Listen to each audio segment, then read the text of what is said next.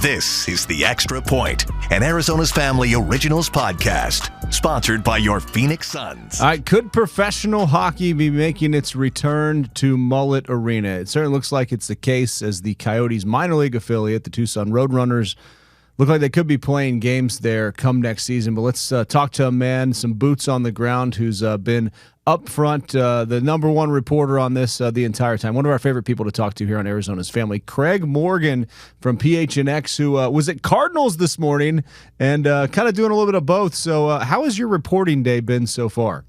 It's been a little busy, Mark, but I appreciate you building me up like that. So I don't know if I've ever had an introduction quite like that. So you want to keep talking, I'll just be quiet for a while here. I'm here to be a hype man. You should hear it with Nick King. In fact, and I just told Nick King downstairs we were going to have you on the show, and he's like, I just saw him. That dude's everywhere. So, yeah, we always appreciate your perspective, and I'm here to be your hype man for sure. And I'm also sad because I know hockey has been such a passion for you. But I guess, so first of all, kind of take us through it here. Professional hockey looks like it's coming back to Mullet Arena, correct?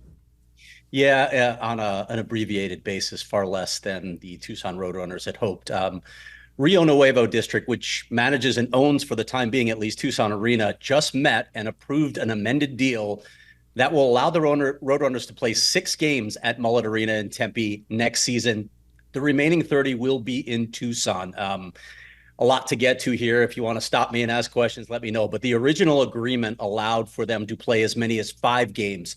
So this is one more beyond that. They've amended it. It still needs to be approved by the Tucson mayor and city council, as well as the opponents who will face the Roadrunners at Mullet Arena. But all of those approvals are expected. So they will play 6 games at Mullet Arena.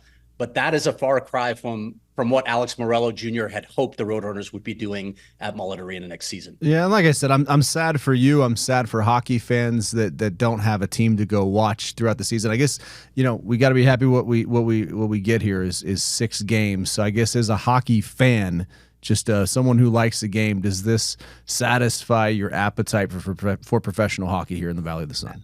Not really. It's not NHL hockey. And listen, what I will say about the Tucson Roadrunners is this was the season we had always looked at as the one where a major influx of the Coyotes prospects would be there. So you'd get to see the future of the Coyotes, and there are going to be a bunch of really interesting players there. So on that front, if it's not too bittersweet a pill for old Coyotes fans, they can go and see some of the future. But yeah, it's not NHL hockey, Mark, and it's only 6 games. Listen, this is...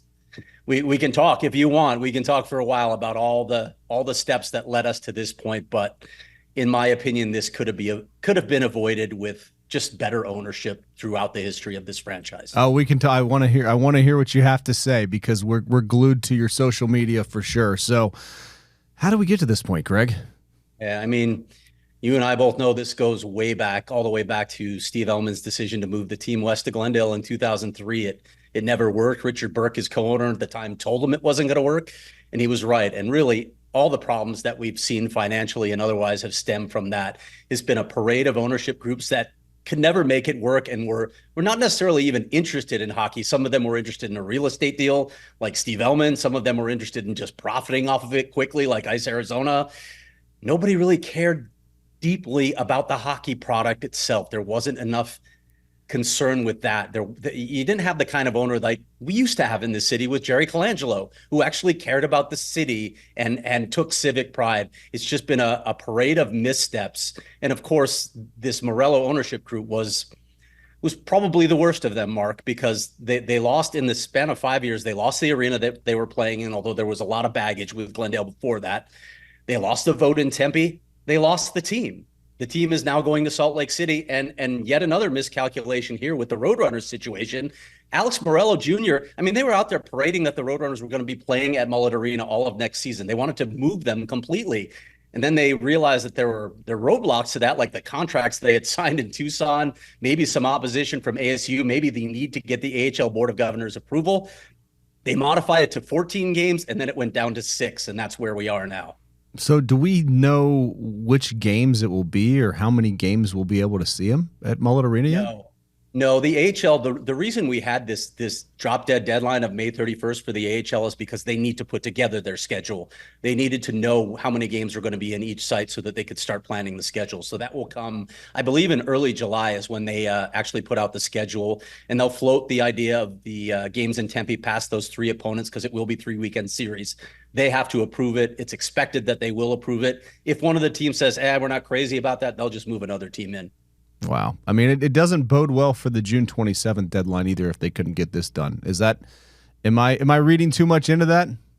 I mean, I don't know. Like, I don't know who else is going to show up for that. I've had some people, and I'm sure you get this as well. There's a lot of people that chatter in your ear, and then when it comes down to it, well, that wasn't the case. Right. I hear people saying, well, we don't want to be the reason that the Coyotes left Arizona, but now that they're gone already, there may be other bidders on this land. We'll see. We won't find out until the day of the auction if there are going to be other bidders. If there are, and it gets into a bidding war with the paddles, I don't know. But listen, Mark, even beyond the auction, if they win the auction, they still need a lot of support from the city of Phoenix. And I'm sure you saw what Mayor Kate Gallego's office said about tax abatements. They're not in favor of any of them, including the property tax abatement that the theme park district would afford them. It doesn't sound like they're going to get that. So they have many more hurdles to cross. And do you think that Alex Morello made enough money on this deal of selling the team to the Salt Lake City ownership group to do that independently? To buy the land? Yeah, to buy the land and to build the project. Well, listen, when I look back on the Tempe project, they had all the funding in place. And I know this is a different deal, but a lot of the pieces are the same. So I would assume that they have the financing in place. They did with Tempe. And it wasn't just the Coyotes telling us they had the financing in place. Tempe did an exhaustive, basically a background check on Alex Morello and looked at all the financing, and they were satisfied. They liked the structure of the deal. So I'm assuming the financing would be in place. What I don't know is, obviously, first of all, if they're going to win the auction, but then without all these tax abatements to help pay down the debt, can they still make a go of it? I have my questions about that. I do. I also wondered, was the city of Phoenix going to go for having two arenas? That doesn't make as much sense to me. I don't know if they're going to say that publicly, but why would they want to compete with themselves? Have you had any sort of clarity on that question? I don't think there's any concern really, as long as it's within city of Phoenix borders. They're still getting the revenue, right? And I don't sense significant opposition from Matt Ishbia or the Suns like existed with Robert Sarver, who was dead set against the Coyotes playing there or getting any sort of help. In fact, I think Robert Sarver, I'm not even going to hide it, I think he was hoping that they would leave, and which has happened, of course. But I don't sense that sort of opposition from Matt Ishbia, and I don't think the city of Phoenix minds so much as long as the revenue is going to them. Well, and there is opposition from the city of Scottsdale. We saw a strongly worded statement from the mayor. How much do you think that plays into another hurdle here for the Coyotes to get a new arena built and to reactivate the team? Well, the land's in Phoenix. So when I looked at the Scottsdale mayor's statement, I was just like, you don't have any say in this matter. What are you talking about? What is this, political grandstanding or something? I don't know what's happening here. The land is literally in Phoenix, and they already said where they're getting the water from. So it was like a non-issue. It was just bizarre grandstanding. And I noticed that he actually backpedaled a little bit on that. To me, it felt like political grandstanding in an election year. Well, that's how politicians get their names out there. I guess that's how that's how a bill becomes a law, or that's how people know your name when they're voting for you and they're fighting for the people. As far as other roadblocks here, let's just start with is there any sort of roadmap that the Roadrunners could play at Mullett full time, say next year? I definitely don't want to take Tucson's team away from them, but I am wondering how this thing ends. No, I don't think so. I think this is going to be this way for the 2 years of the agreement. And I should note, I tweeted this out as well. The Roadrunners offered a third year to the city of Tucson to extend this agreement beyond a year. That obviously has to go through all the approval processes. But I think what we're looking at now is probably what's going to be in play for the next 2 seasons. So the Roadrunners are staying in Tucson. And honestly, I think that's a good thing for a number of reasons. I wrote a story a while back on the impact on youth hockey if they went away.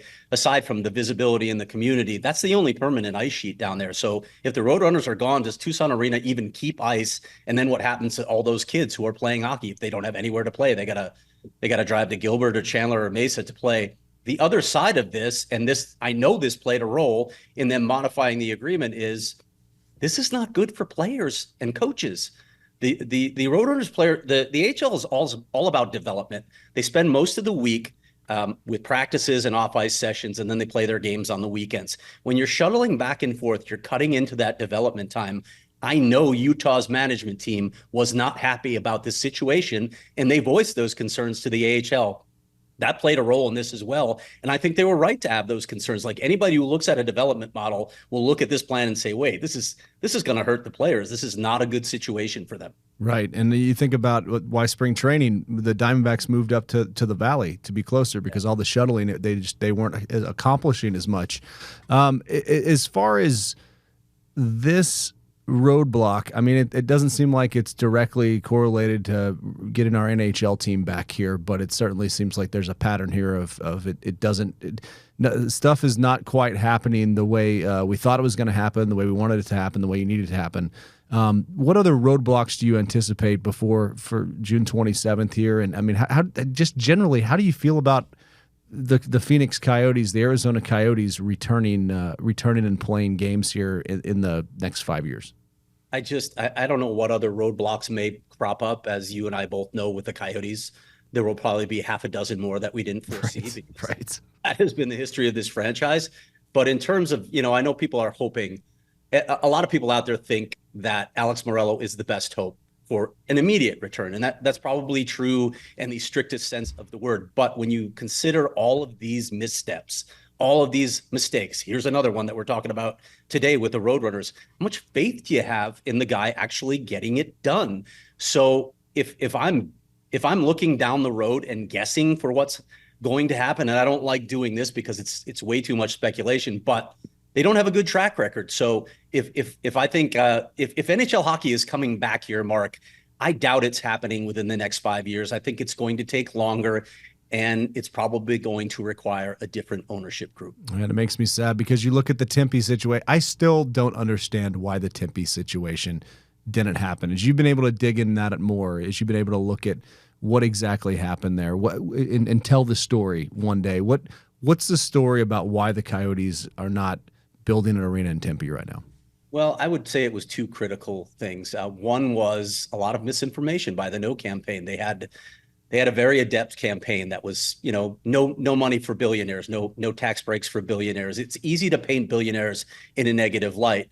Alex Morello certainly didn't help himself in that regard with his business relationships, but that's what they were saying. And there were some outright lies that were being told about that situation. I mean, look at the dump site, Mark. It was being described as a beloved compost yard. Oh my Maybe that's what the top layer is, but like, we had Hugh Hallman, the former mayor of Tempe, saying you should see what's underneath. It's like car parts and stuff that's eventually going to leak into the water table. So You might want to do something about that, Tempe. But that was one half of it. The other side of it, I would say, was they simply didn't spend enough money on the campaign to get it done. They needed to, we talked to Alex Morello at the news conference, and somebody said, how come you didn't spend more? He said, well, we spent $7 million, yet public records show they spent $1.1 million. So to explain the disparity there, I had a lot of people on the inside telling me that they just went cheap. They had their own staff going door to door instead of getting professionals who knew how to message, knew how to get the word out, and knew how to persuade voters to vote for them. So those were the two, I think, key pieces of that failed vote. Is there any chance that the Tempe thing could be a candidate to house the Coyotes down the line? Could that ever come back if the June 27th land deal doesn't happen?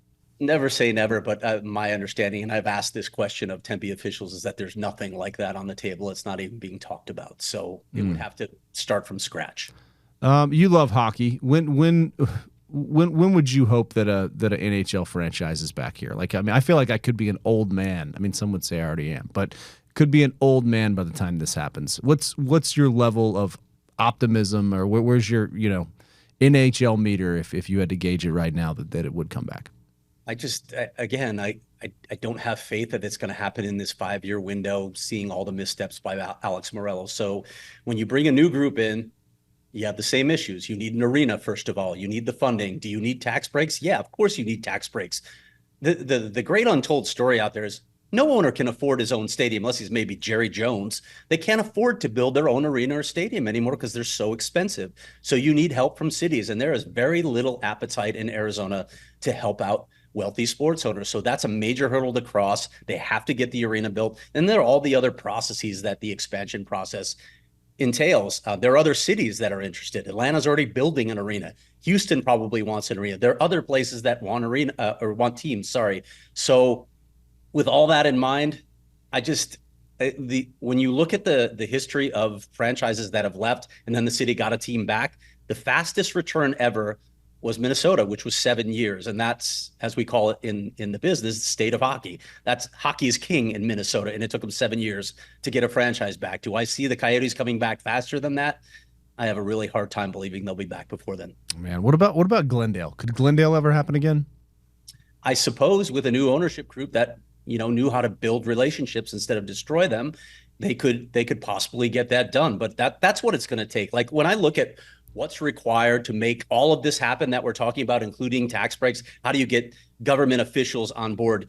You need that person that understands the community. You need the Jerry Colangelo type who builds coalition, builds relationships. Maybe you have, dare I throw it out there, Shane Doan as your front man for whatever that ownership group is, and then you try and sell it to everybody else. I think that's the sort of thing that would help a return of the NHL. Yeah, no, that would be, I think that would have to be the move to get it back here for sure. And if I had $1 billion, he'd be my first hire. And then you might be my first, he'd be my second.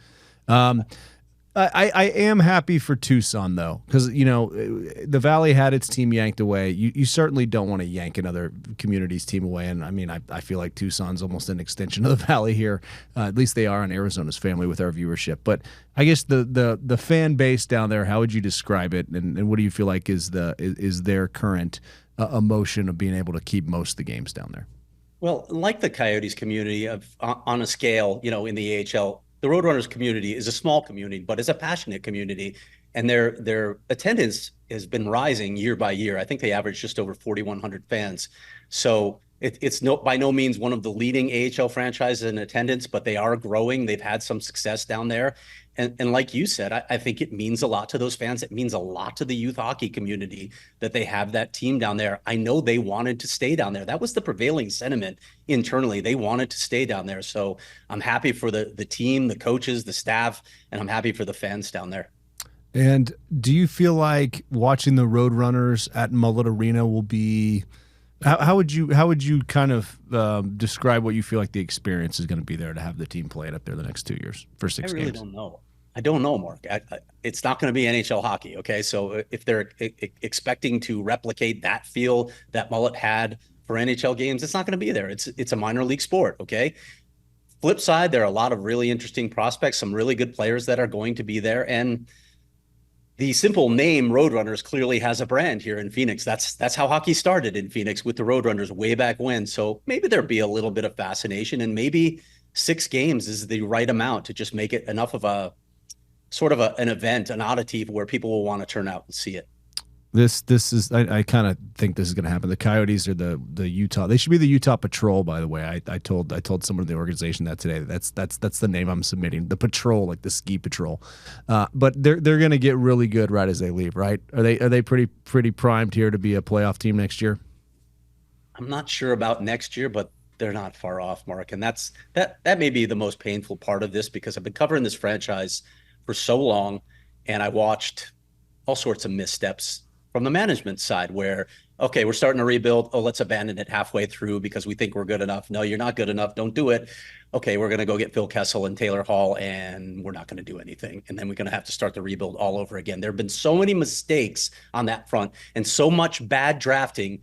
Bill Armstrong comes in and says, we're going to build this through the draft the right way. A pro scout or a scout by trade, spent 2 decades with the Blues as a scout, and he did exactly what he said he was going to do. He acquired draft assets, some amazing trades along the way, by the way, to get guys like Dylan Gunther, who probably would have really helped the Vancouver Canucks in that last playoff run. And you can see the talent coming now. You can see it building. Even though the Coyotes haven't had any draft lottery luck, they have a lot of good prospects.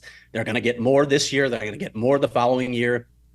3 years down the line, Mark, I think this is going to be a very good team in Utah, and it's going to be all the harder to watch because it should have been here if not for the mistakes of ownership groups. That is so painful to hear, but such great insight. Who's closer to being a playoff team then, in your opinion? The Arizona Coyotes, now the Salt Lake City hockey team, or the Arizona Cardinals?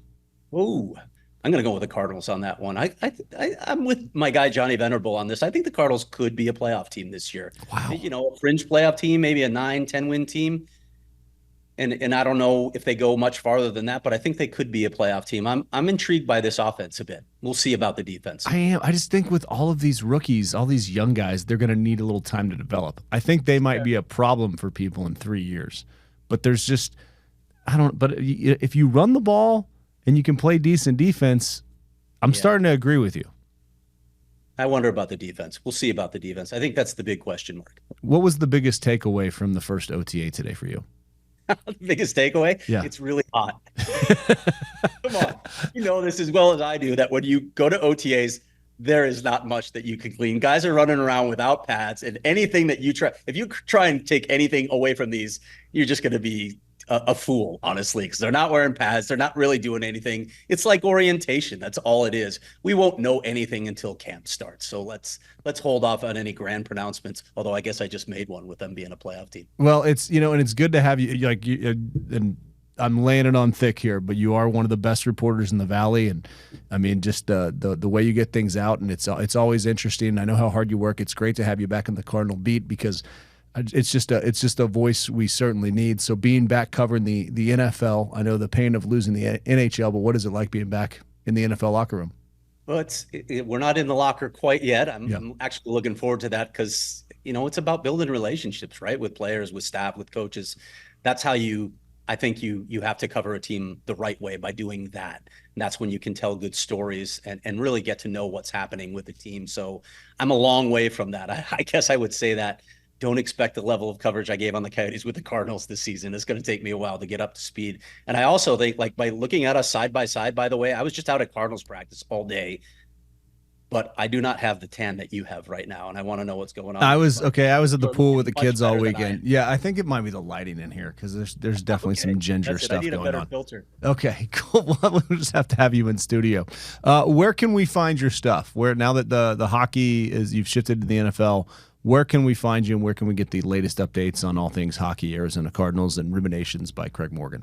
Yeah, on the website, gophnx.com, and on my Twitter handle, or I guess I have to say X now, really have to say X now, or Elon might come after me, at Craig S. Morgan. Okay, I would pay for Elon to come after you and listen to that conversation. Hey, thank you so much for joining us on short notice. Thank you for all your time over the years on Arizona's Family, and keep up the great work. Thanks, Mark. Great talking to you. This is The Extra Point, an Arizona's Family Originals podcast, sponsored by your Phoenix Suns.